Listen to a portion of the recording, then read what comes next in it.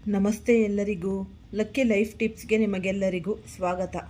ನನ್ನ ಆತ್ಮೀಯ ಕುಂಭರಾಶಿಯವರಿಗೆ ಈ ಮಾರ್ಚ್ 19, 2026ರಿಂದ ಈ ಹೊಸ ಯುಗಾರಂಭ, ಈ ಸರ್ವಾರ್ಥ ಸಿದ್ಧಿ ಯೋಗದ ಮಹಾಪವಾಡ ಅಂತಲೇ ಅನ್ನಬಹುದು. ನಾನು ನಿಮ್ಮ ಮುಂದೆ ಬಿಚ್ಚಿಡಲಿರುವ ವಿಷಯಗಳನ್ನು ಕೇವಲ ಸಾಮಾನ್ಯ ಮಾತುಗಳೆಂದು ಭಾವಿಸಬೇಡಿ. ಇದು ಬ್ರಹ್ಮಾಂಡದ ಶಕ್ತಿಗಳು ಕುಂಭರಾಶಿಯವರ ಜೀವನದಲ್ಲಿ ತರಲಿರುವ ಮಹತ್ತರದ ಬದಲಾವಣೆ ಮುನ್ಸೂಚನೆ. ಅಗ್ನಿಯನ್ನು ಸಾಕ್ಷಿಯಾಗಿಟ್ಟುಕೊಂಡು ಪೂರ್ಣ ಸಂಕಲ್ಪದೊಂದಿಗೆ ನಾನು ಈ ಭವಿಷ್ಯವಾಣಿಯನ್ನು ಮಾಡುತ್ತಿದ್ದೇನೆ. ಇದು ಸಾಮಾನ್ಯ ದಿನವಲ್ಲ. ಈ ಮಾರ್ಚ್ 19, 2026 ಈ ಒಂದು ಐತಿಹಾಸಿಕ ದಿನವು ಈ ಚೈತ್ರ ಶುಕ್ಲ ಈ ಪ್ರತಿಪದೆಯ ಉದಯದೊಂದಿಗೆ, ಅಂದರೆ ಇಂದು ಹೊಸ ವರ್ಷದ ಆರಂಭದೊಂದಿಗೆ ಅತಿ ಅಪರೂಪದ ಈ ಒಂದು ಸರ್ವಾರ್ಥ ಸಿದ್ಧಿ ಯೋಗವನ್ನು ಹೊತ್ತು ತರುತ್ತಿದೆ. ಕಳೆದ 100 ವರ್ಷಗಳಲ್ಲಿ ಕಾಣದಂತಹ ಪವಾಡ ನಿಮ್ಮ ಜೀವನದಲ್ಲಿ ಸಂಭವಿಸಲಿದೆ.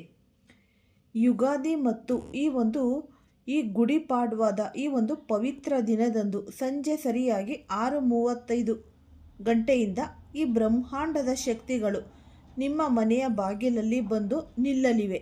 ನೀವು ಒಂದು ವೇಳೆ ಜೀವನದಲ್ಲಿ ಸೋತು ಹೋಗಿದ್ರೆ, ಕಳೆದ ಹಲವು ವರ್ಷಗಳಿಂದ ಅಪಮಾನ, ಬಡತನ, ಶತ್ರುಗಳ ಕುತಂತ್ರ ಅಥವಾ ಕಾಣದ ಶಕ್ತಿಗಳ ಬಂಧನದಲ್ಲಿ ಸಿಲುಕಿ ಒದ್ದಾಡುತ್ತಿದ್ದರೆ, ಇಂದಿನಿಂದ ನಿಮ್ಮ ದಿಶೆಯೇ ಬದಲಾಗಲಿದೆ.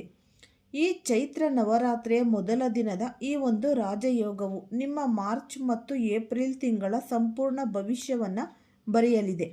ಈ ಸಮಯದಲ್ಲಿ ನೀವು ಮಾಡುವ ಒಂದು ಸಣ್ಣ ನಿರ್ಲಕ್ಷ್ಯ ನಿಮ್ಮನ್ನು ಕಣ್ಣೀರು ಹಾಕಿಸಬಹುದು. ಆದರೆ ನಾನು ಹೇಳುವ ಈ ಕೆಲಸವನ್ನು ಶ್ರದ್ಧೆಯಿಂದ ಮಾಡಿದರೆ ನಿಮ್ಮ ಮನೆಯಲ್ಲಿ ಸಂತೋಷದ ನಗಾರಿ ಮೊಳಗಲಿದೆ. ಮುಂದಿನ 24 ಗಂಟೆಗಳಲ್ಲಿ, ಅಂದರೆ ಮಾರ್ಚ್ 19ರ ಸಂಜೆಯಿಂದ ಮಾರ್ಚ್ 20ರ ಬೆಳಗಿನ ಜಾವದವರೆಗೆ ನಿಮ್ಮ ಬದುಕಿನಲ್ಲಿ 3 ಮಹತ್ವದ ಘಟನೆಗಳು ಜರುಗಲಿವೆ. ಇವುಗಳನ್ನು ವಿಧಾತನು ತಡೆಯಲಾರ. ನಿಮ್ಮ ಜೀವನದಲ್ಲಿ ಯಾವುದೋ ಒಂದು ಅದೃಶ್ಯದ ಗೋಡೆ ನಿಮ್ಮ ಪ್ರಗತಿಯನ್ನು ತಡೆಯುತ್ತಿದೆಯೇ? ಎಲ್ಲವೂ ಸರಿಯಾಗಿದೆ ಎನಿಸಿದರೂ ಮನಸ್ಸಿನಲ್ಲಿ ಒಂದು ಬಗೆಯ ಭಯ ಕಾಡುತ್ತಿದೆಯೇ? ಹಾಗಿದ್ದರೆ ಕೇಳಿ. ನಿಮ್ಮ ಕುಟುಂಬದ ಅಥವಾ ಹತ್ತಿರದ ಸಂಬಂಧಿಗಳಲ್ಲೇ ಇರುವ ಒಬ್ಬ ವ್ಯಕ್ತಿ ನಿಮ್ಮ ಏಳಿಗೆಯನ್ನು ಸಹಿಸದೆ ತಾಂತ್ರಿಕ ಅಥವಾ ಈ ಒಂದು ಕುತಂತ್ರದ ಬೇಡಿಗಳಿಂದ ನಿಮ್ಮನ್ನು ಕಟ್ಟಿಹಾಕಿದ್ದಾನೆ. ಆ ವ್ಯಕ್ತಿಯ ಹೆಸರಿನ ಮೊದಲ ಅಕ್ಷರ ಕೆ ಅಥವಾ ಕಾದಿಂದ ಆರಂಭವಾಗುತ್ತೆ.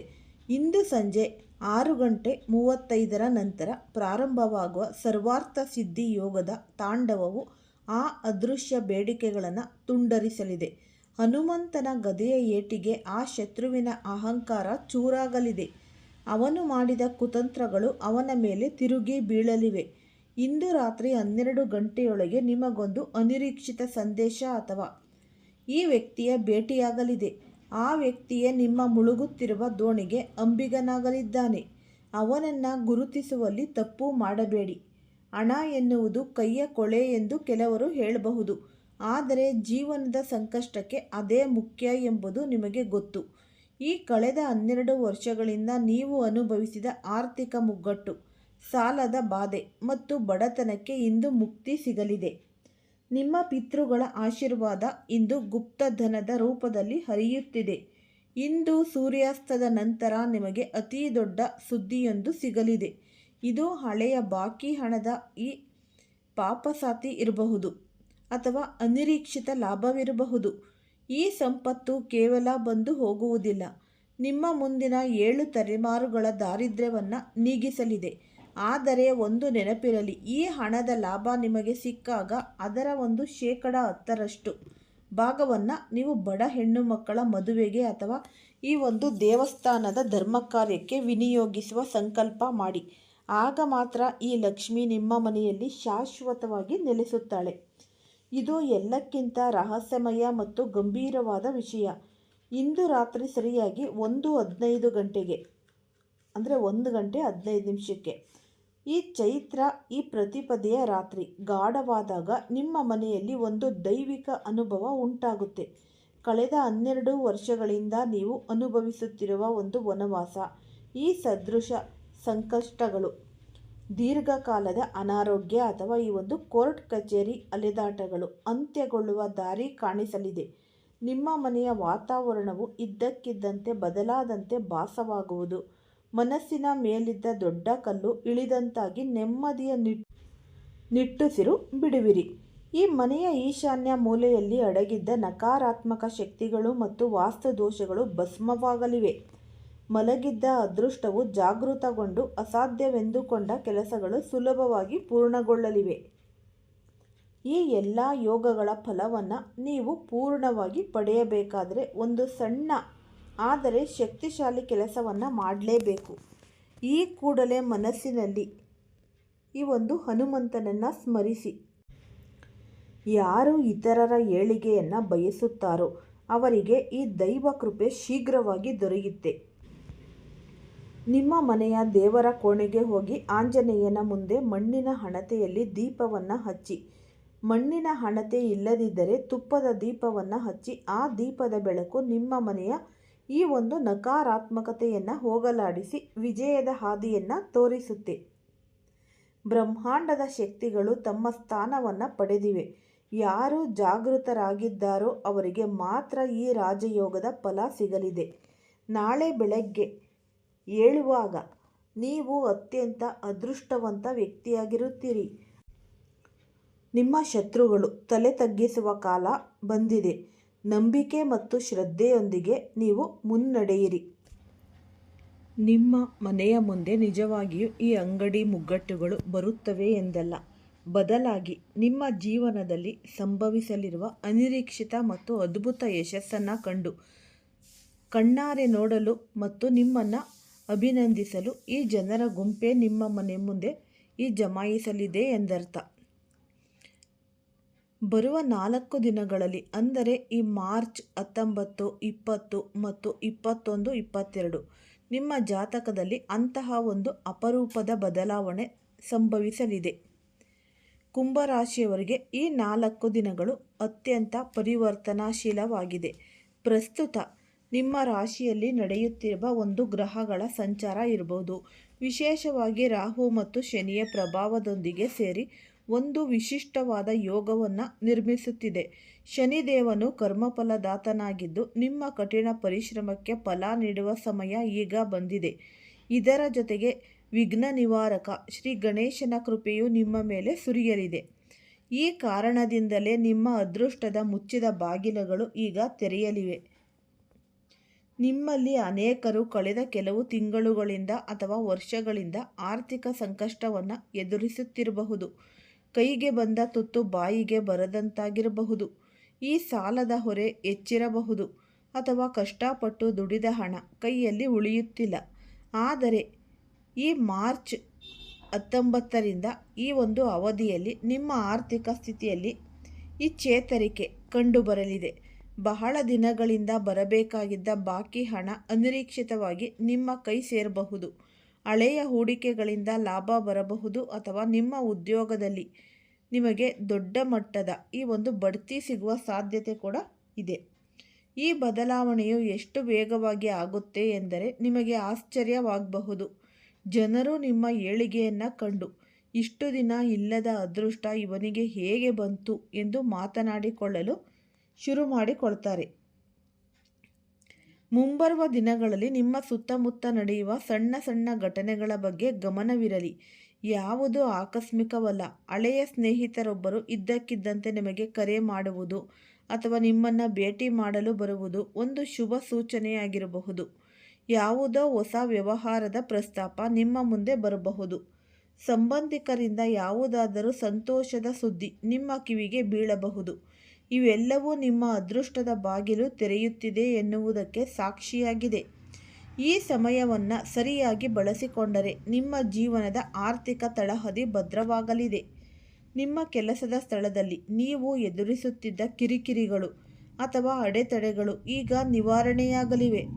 ನೀವು ನಿರುದ್ಯೋಗಿಗಳಾಗಿದ್ದರೆ ಅಥವಾ ಹೊಸ ಕೆಲಸಕ್ಕಾಗಿ ಹುಡುಕಾಟ ನಡೆಸುತ್ತಿದ್ದರೆ ಈ ದಿನಗಳಲ್ಲಿ ನಿಮಗೆ ಉತ್ತಮ ಅವಕಾಶಗಳು ಒದಗಿ ಬರಲಿವೆ.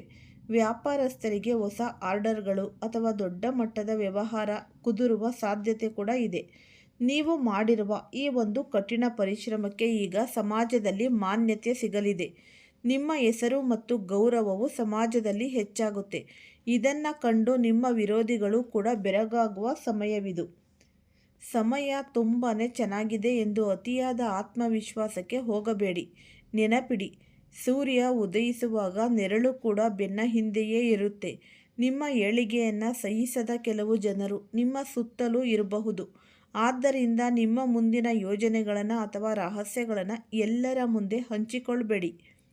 ಈ ಮುಂಬರುವ ದಿನಗಳಲ್ಲಿ ಯಾವುದೇ ದೊಡ್ಡ ನಿರ್ಧಾರ ತೆಗೆದುಕೊಳ್ಳುವ ಮೊದಲು ಸರಿಯಾದ ಸಮಯ ಮತ್ತು ಮುಹೂರ್ತವನ್ನು ನೋಡಿ ಮುಂದುವರಿಯಿರಿ.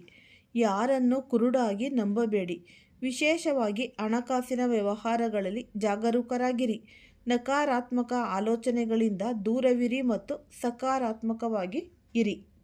ಗ್ರಹಗಳ ಬದಲಾವಣೆಯು ಕೇವಲ ಹಣದ ಮೇಲೆ ಮಾತ್ರವಲ್ಲ, ನಿಮ್ಮ ವೈಯಕ್ತಿಕ ಸಂಬಂಧಗಳ ಮೇಲೂ ಪ್ರಭಾವ ಬೀರುತ್ತೆ. ಕುಟುಂಬದಲ್ಲಿ ಸಣ್ಣ ಪುಟ್ಟ ವಿಷಯಗಳಿಗೆ ನಡೆಯುತ್ತಿದ್ದ ಜಗಳಗಳು ಅಥವಾ ಮನಸ್ತಾಪಗಳು ಈಗ ತಿಳಿಯಾಗಲಿವೆ. ದಂಪತಿಗಳ ನಡುವೆ ಪ್ರೀತಿ ಮತ್ತು ವಿಶ್ವಾಸ ಹೆಚ್ಚಾಗುತ್ತೆ.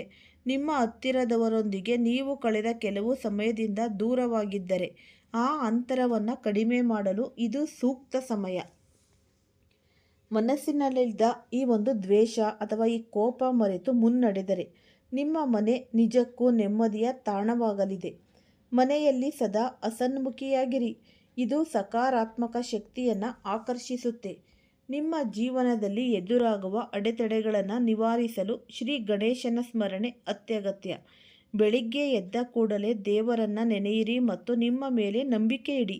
ಕಷ್ಟಗಳು ತಾತ್ಕಾಲಿಕ, ಆದರೆ ನಿಮ್ಮ ತಾಳ್ಮೆ ಶಾಶ್ವತವಾಗಿರಲಿ.